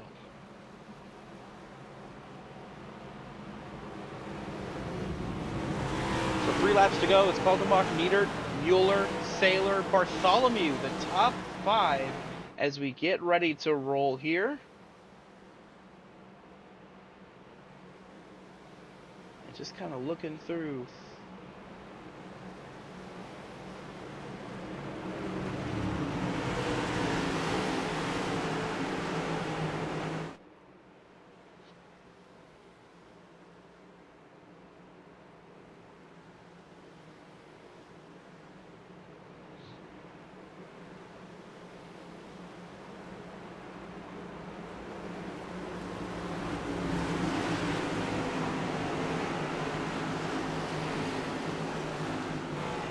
And last week's winner Daytona, James Wallace, he is currently 18th place right now. He's out of it for now, but if a little bit of chaos falls his way, can see himself trying to find victory lane for back-to-back races for the season, like Tyler Reddick did in real life these past 2 weeks. So we'll see if he can replicate what we saw in real life.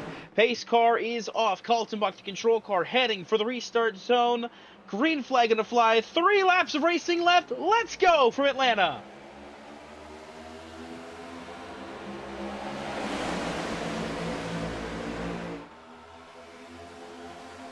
Needs the push. Oh, Nier trying to back up to Mueller, trying to stack this outside line up. Look at the move. Here comes Pajari to the outside lane. Cars shuffling around in the background. They're all over the place as they come through turns 3 and 4. Kaltenbach leads Pajari with help from Tyler Marble, who's won here twice. Can he make it a three-peat? And the two teammates, Musto and Clark, have found themselves together once again. With only 2 laps to go, they're going to have to figure out something here.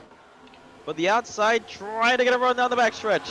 They got to get by Saylor and Kaltenbach. Find a way to shuffle them out of the way as they come to the back straightaway. Look at the move. Pajari trying to side draft as they go into 3 and 4. Everybody pushing for all they got.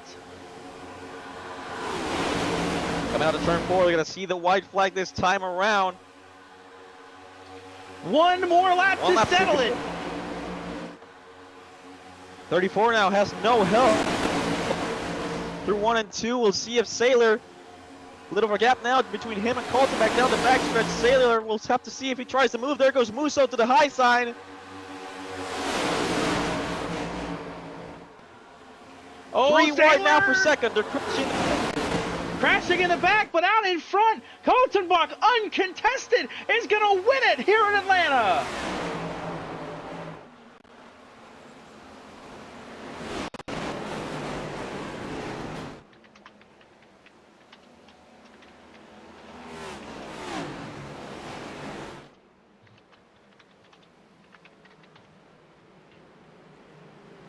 Everybody else had to resign for racing for second. Up front at the end of it all. Sean Kaltenbach takes home the checkered flag. He'll head to victory lane.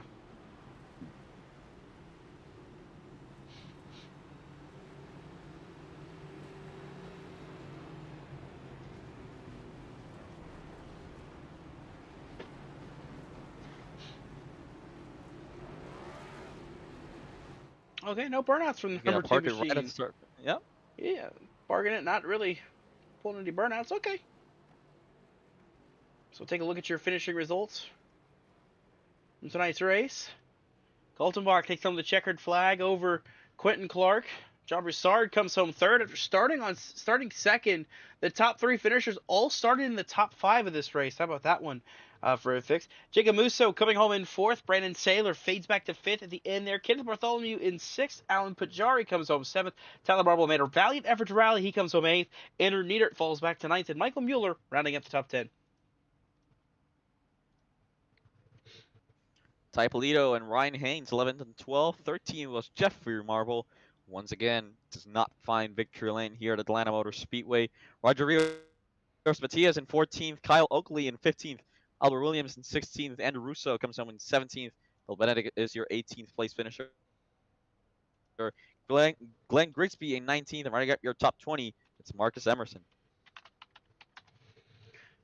21st place went to the driver number 8, Danny Gutierrez, who brought out the last yellow.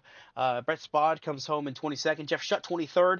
Joshua Biddle in 24th. Christian Lotion finishing 25th tonight. Moore comes home 26th. And Powers, the dominant car from the pole in the most laps, he'll finish tonight 27th. Nothing to show for all that effort.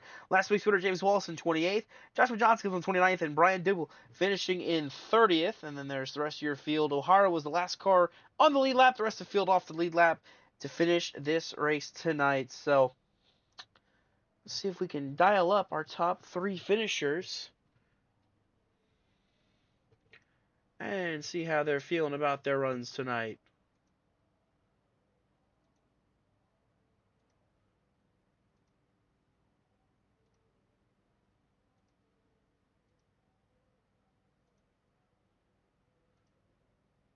Try to get some stats to pull up for the facts when I pull up the drivers and talk to them.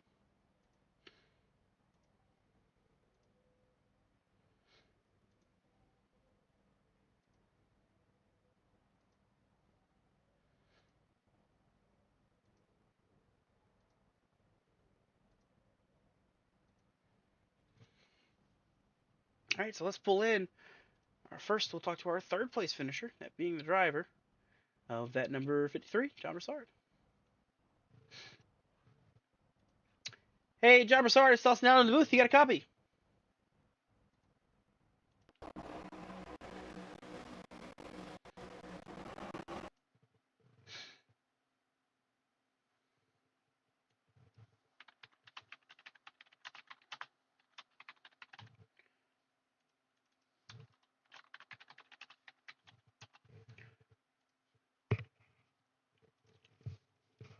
Hey, John Broussard, it's the boys in the booth. You got a copy?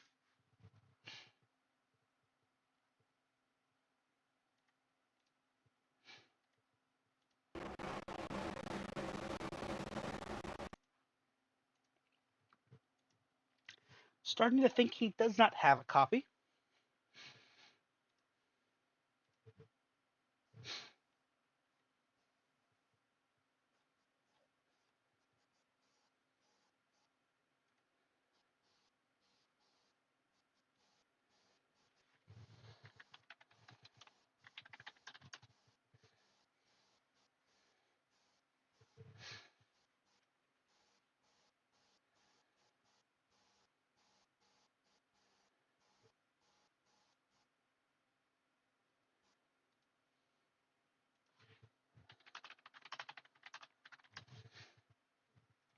So audio issues, I think, coming here for the 53. He's here. He can hear me. We haven't heard him say anything. Let's see if we can get that fixed. The beauties of a live production.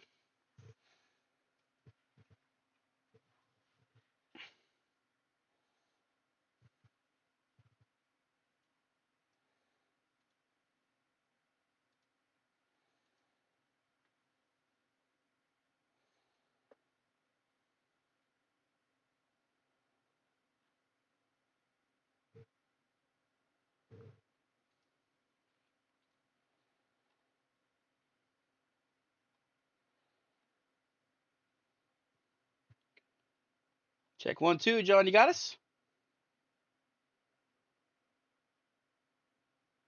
Still nothing from him.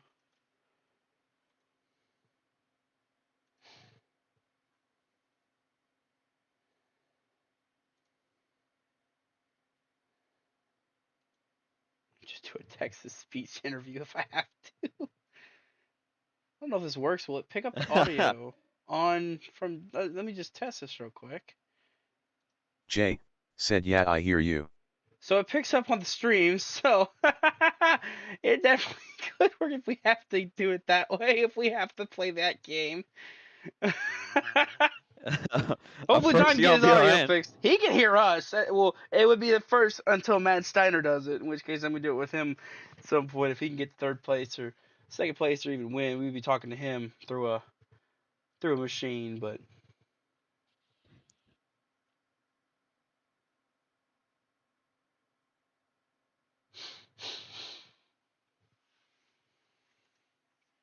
Get John another minute here, see if it works. If it doesn't, we'll have to see if we can catch up with him next week.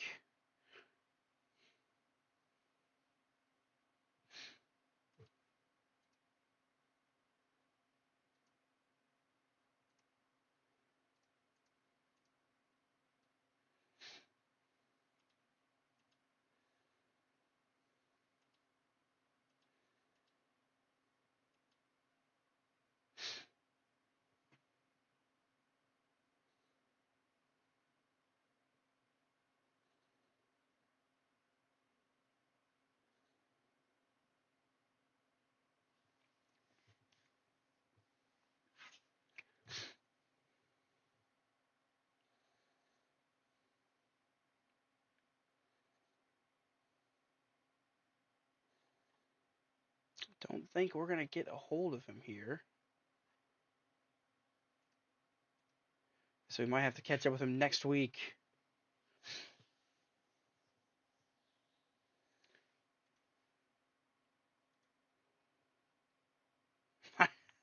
Hopefully this message just goes. Jay said, not sure why I hear you.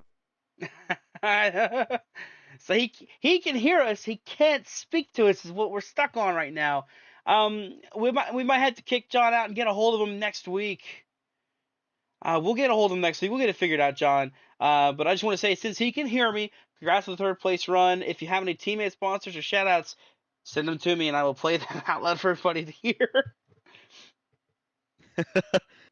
You send that real quick, I'll play that for the Discord can read that. And he's got just one message. Jay, said Marine Co. Pierce. To the Marine Corps shout out from. And he wants to thank Jeff and Tyler as well. We'll let Jay, said and tell THX to Jeff and Tyler. There we go. Play it like that. That's gonna be a first on VRN, and so happy to have you here. So John, we'll try to catch up with you at the start of next week's broadcast. Thank you for the broadcast as well. Thank you for racing tonight, and congrats on the third place run, John.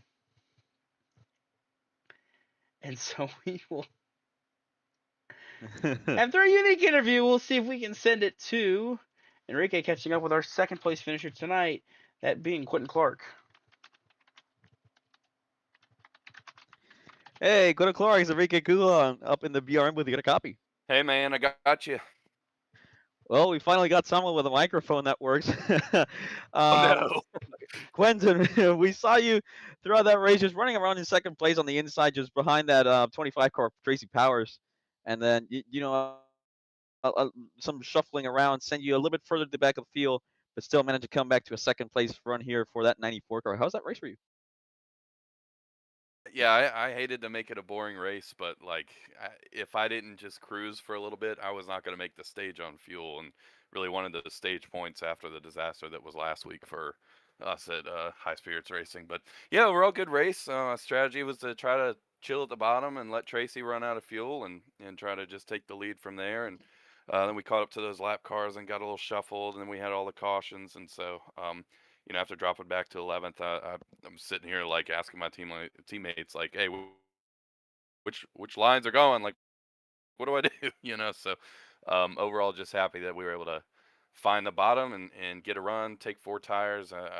Wanted to be on the offensive and see if I could get that run at the end, and I did. Just came up a little bit short. Yeah, of course, but we saw you working with your teammate there, Jacob Musso. We talked about it throughout the entirety of Speed Weeks. How well the teammates over at High Spirits Racing work together. And unfortunate situation at Daytona last week that saw you guys involved in a crash, but not coming back here at Atlanta Motor Speedway. Great showing by you and of course the rest of the team. So I guess now heading into what would be the real start to the season, that was just going to be full swing for you guys. Yeah, I'm pumped for Coda. It's gonna be kind of an uphill battle to relearn how to drive that track. It's been a minute since I've done it, but I like road courses, and my teammates are pretty solid at road courses, so I know we'll support each other through that one. Almost had a good run with Jacob there at the end, and his nose damage was just a parachute as soon as he got out. I was hoping to be able to push him and clear Pajari on the top lane, but the second he got out, it just made him sink, unfortunately. But yeah, I'm looking forward to Coda. Looking forward to Phoenix as one of our best tracks too, and working with them on some good finishes at those 2 tracks. Well, that is your second place finisher here tonight, Quentin Clark. Quentin, any teammate sponsor shoutouts? We got that 94 car up in second.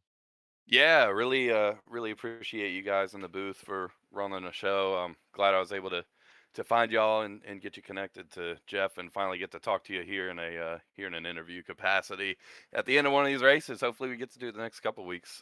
Big thanks to Bon Bon Fire for the hot rod, and Mach 5 Design for painting the flames. Try to get some neon pink flames on there to stand out a little bit. And huge shout out to Groovy Divine. They've got a show this Thursday. And High Spirits Racing, Superior Templating, and all the friends and family that are watching and have gotten me here this far. All right, that would be your second place finisher, Quentin Clark. Quentin, congratulations on the podium result. We'll see you next week at Coda. Thanks, man. Appreciate y'all.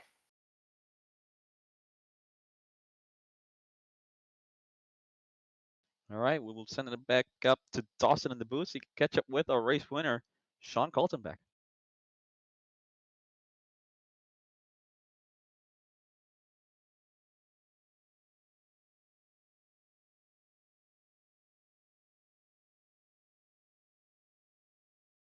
caution, he might have missed it. Well, it got a little hectic towards the end of the race, but the guy you tried to make it a show at the start, he comes away victorious at the end. Sean Kaltenbach is your winner here at Atlanta Echo Park, whatever you want to call it. Sean, first things first, congrats on the win, man. All right, thank you, appreciate it. Absolutely will. Had to work for that one. Yeah, the beginning of the race, really the entirety until we got to that first caution at lap 113 was very much just kind of a biding time deal. What was it like in your head just watching the racing play out like that, just knowing that really it was kind of just not pushing too hard, not doing anything crazy before going for it? Well, I mean, you just gotta kind of be patient because as much as well, I did jump out in the outside try for a little while, but the thing is, as soon as you look down and see your fuel mileage, and it's like I can't be doing this. I'm not gonna make it to lap 65. Like you got to at least make it to halfway, especially if it goes green. Because if you're not making it to 65, you're probably gonna be SOL when it comes to the end of the race. You're just gonna be saving the last run when you need to be going. So it's better to do the saving the first run at least. That way you have the fuel for later in the run. But we ended up getting a few yellows anyhow. But yeah, it's just everybody being patient. Just like I said, everybody was pretty much in fuel save mode the first half of the race. Yeah, absolutely. It was fuel mileage game pretty much to start it all, but the cautions come out late in the race and you start to shuffle yourself forward. What was that like each time every caution came out, realizing, if you weren't up in that position that you were going to have to try to pick through this field where it wasn't easy to make moves near the end? Well, I had luckily like I noticed that my teammate was behind me, and I was like, all right, we both started on the outside. It's all right, we'll just stick together. I mean, I think we got the two best setups here. Let's make them work because they're really good on long runs. They're good on old tires. Um, but we got a good start, and then we both went from fourth and sixth to third and fifth. And I was like, all right, cool. We go for it on the once the restart. Once we push the leader clear, we're gonna jump to the top and go to the lead, and we should be able to run nose to tail for the rest of the race. Fortunately, a yellow came out there, and we had to start side by side, which kind of sucks. But that's part of racing. I was hoping to have him push me to the win, but at least one of us got the dub, I guess. Absolutely. Well, you take home the checkered flag for the first time this season in a points paying race. In a sense, the dual win, of course, earlier, but now getting the win of the full distance race. Teammate, sponsor, shout outs. What got you to victory lane tonight, Sean? I want to thank my teammate Andy for giving me pushes to get up to the lead there, and then also thank TWRS for working with me as building their sets this week. We've had a really good Atlanta week. Uh, running officials and then getting the win here in the league. Shout out to, like I said, shout out to TWRS. Those guys have been great. Thanks for Marbles for putting the show on, and you guys for putting on a good, interesting twist to the race. Watching it, I enjoy watching your broadcasts afterwards, and have some folks and family who will watch the races too, and they enjoy it. All righty, it's a race win tonight to kick off the 2026 season. He gets his first win in the second race of the season. Sean Kaltenbach takes it home in Atlanta. Congrats on the win, Sean. All right, thank you much. Well, Enrique, that was a bit of a difference of races the first half compared to the second half. You started off strong with fuel saving and just kind of riding around. Then after that, we kick it into high gear, and all of a sudden, it rolls into this chaotic finish, this frenzy to get to the end, and Sean Kaltenbach comes away victorious. Yeah, of course. It was kind of a similar situation to what happened last week at Daytona. We talked about a switch being flicked between the first half to the second half. Sort of a similar situation happened here. I believe that all started with Tracy Powers and just trying to get around those lap cars that really shook the field around.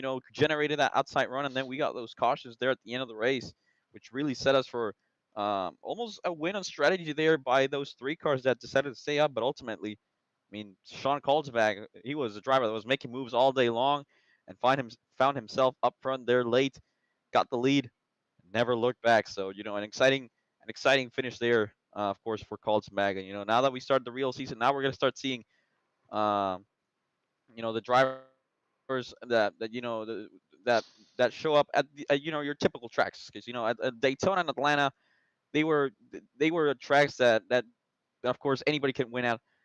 But now that we head into the road course there in Austin, Texas, we're gonna start to see some of the usual contenders that for the championship, of course, that are gonna show up here in the Fast Track Cup Series. But that's gonna be all for us here tonight.